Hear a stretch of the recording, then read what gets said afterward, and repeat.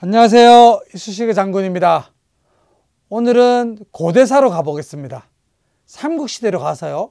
고구려와 백제, 신라, 그리고 가야에 대해서 알아보겠습니다. 오늘의 주제는 삼국의 금관자랑입니다. 자, 이 작품은 이것이고요. 이렇게 열어서 고구려와 백제, 신라, 그리고 또 가야의 금관에 대해서 전체적으로 알 수 있는 그런 작품과 그리고 또 금관을 보고 알 수 있는 우리 삼국시대에 대해서 배워보겠습니다. 자, 첫 번째, 여기 앞에 금관이 보이시죠? 이 금관들이 어디 나라 건지 우리 다 같이 한번 보도록 하겠습니다. 가운데 보이는 금관 여러분 잘 알고 있죠?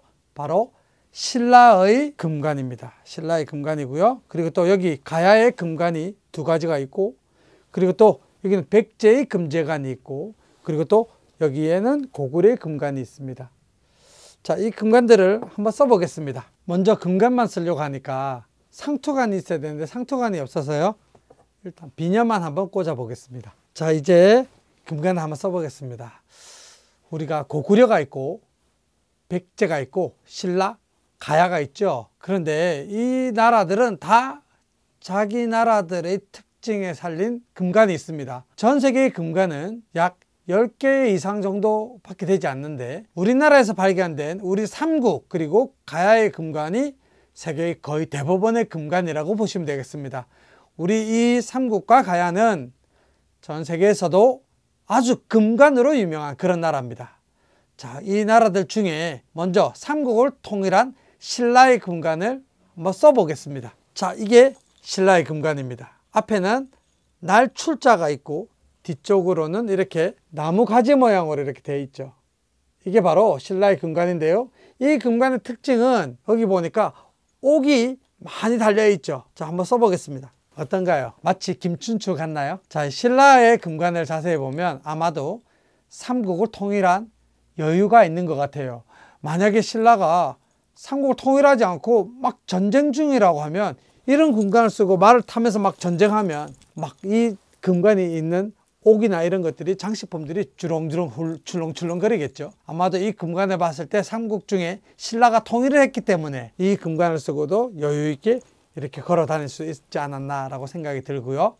이 금관에는 여기 옥이 많이 달려 있습니다. 근데 옥은 무엇을 상징할까요? 왜 옥을 많이 붙여놨을까요? 여러 가지 이유가 있습니다만 그 중에서 아주 큰 게 이 옥이라는 것은 자세히 보니까 옥이 약간 땅콩처럼 이렇게 뭔가 이렇게 이런 모양이죠. 그죠? 이 옥은 아마도 뱃속에 있는 태아의 모양이지 않나라고 싶습니다. 왜 하필이면 왕의 금관에 이 뱃속에 있는 아가의 모양의 옥이 이렇게 막 붙여놨을까? 아마도 백성들이 자식을 많이 낳아서 백성들이 많이 많아지기를 아마 왕이 그렇게 소원했을 것이라고 생각이 듭니다.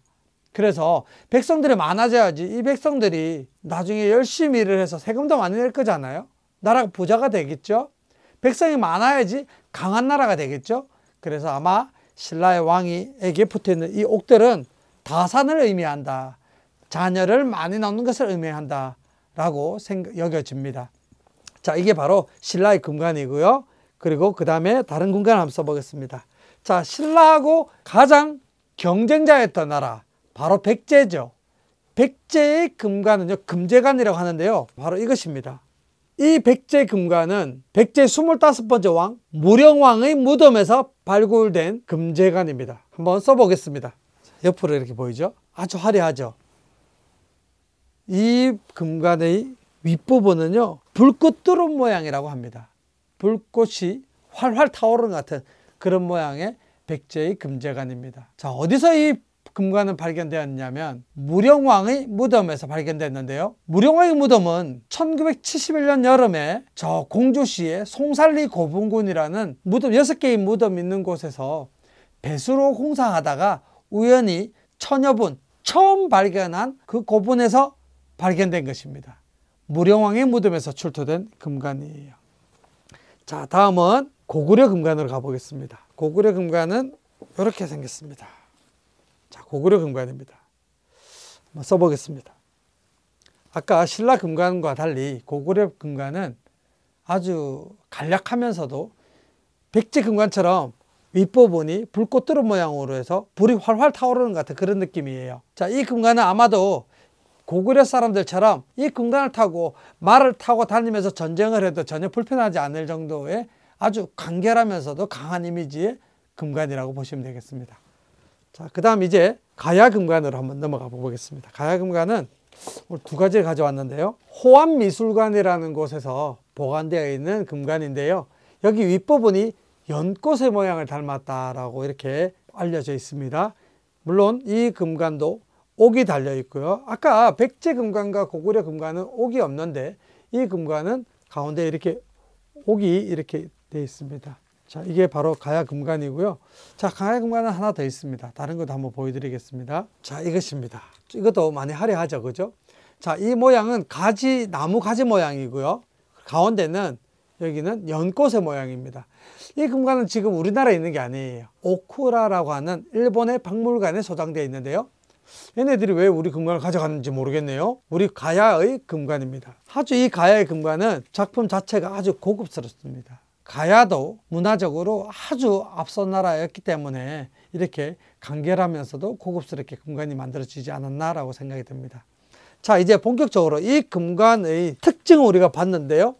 자, 이제 본격적으로 이 금관과 우리 삼국의 전성기에 대해서 한번 얘기해 보도록 하겠습니다. 삼국의 전성기. 자, 우리 삼국은요, 고구려, 백제, 신라 이렇게 해서 삼국이에요. 근데 지금 방금 우리 금관을 썼던 이 가야는 그러면 삼국에 왜 사국이라 하지 않는가? 고구려와 백제, 신라는 하나의 고대 국가, 나라가 되었지만 무려 500년이나 역사를 이어왔던 이 가야는 하나의 나라가 되지 못했고 6개의 연맹체였어요. 여러분들, 가야를 세웠던 건국을 최초로 했던 사람은 김해의 김수로 왕이죠. 김수로 왕이 만든 나라는 금관가야입니다. 금관가야가 있고 대가야가 있고 그리고 아라가야, 성산가야, 소가야, 고령가야 이렇게 해서 바로 이 6개가 연맹체였지 하나의 국가가 되지 못했기 때문에 우리가 사국이라 부르지 않고 삼국이라고 부르는 것입니다. 그래서 어떻게 보면 이 가야라는 나라는 영토도 훨씬 더 컸어요. 저기 부산과 김해 정도가 바로 금관가야였으면 저 가야의 영토는 저기 전라북도 장수까지 이렇게 가야의 영토가 올라가 있었다라고 하는데요. 그만큼 가야는 영토도 넓었습니다만 하나의 고대 국가가 되지 못했다라고 해서 삼국이라고 하지 않습니다. 자, 그럼 가야를 빼고 우리가 고구려, 백제, 신라 중에 어느 나라가 처음부터 전성기였을까요? 4세기에 백제가 전성기였습니다. 백제는 한강유역, 그러니까 지금 서울 부근에다가 나라를 세웠기 때문에 그곳은 강이 흐르고 평야, 농사를 짓는 곳이 많죠. 그래서 백제는 나라를 세우고 나서부터 바로 가장 잘 사는 선진국이었을 것이라고 생각이 듭니다. 그리고 백제는 저 아래쪽에 있는 전라남도 쪽에 있는 마한이라는 곳을 복속시키면서 지금의 경기도, 충청도, 전라도를 통일함으로써 농사가 잘 되는 지역이 많이 있어요. 그리고 높은 산이 별로 많지 않습니다. 그래서 백제는 처음부터 삼국 중에 제일 잘 사는 전성기였을 겁니다. 그리고 이 백제는 근초고왕이라고 하는 왕과 근구수왕, 근초고왕의 아들이 근구수왕인데요. 근초고왕과 근구수왕 때 가장 전성기였습니다. 이때 저 위로 고구려라는 나라와 백제는 끊임없이 싸움을 했었는데요.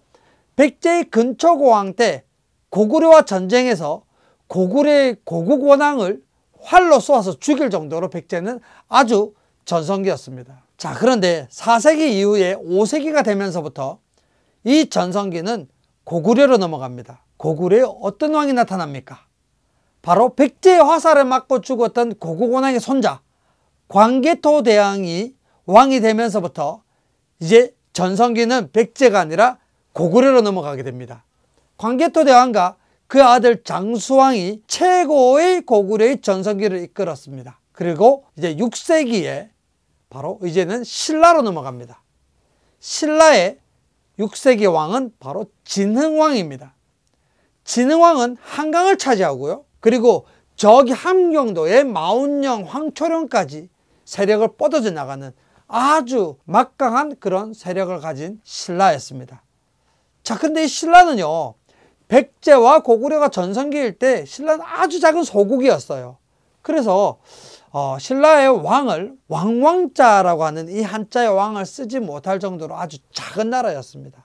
하지만 바로 이 진흥왕 때부터 신라는 최고의 전성기를 누리게 됩니다.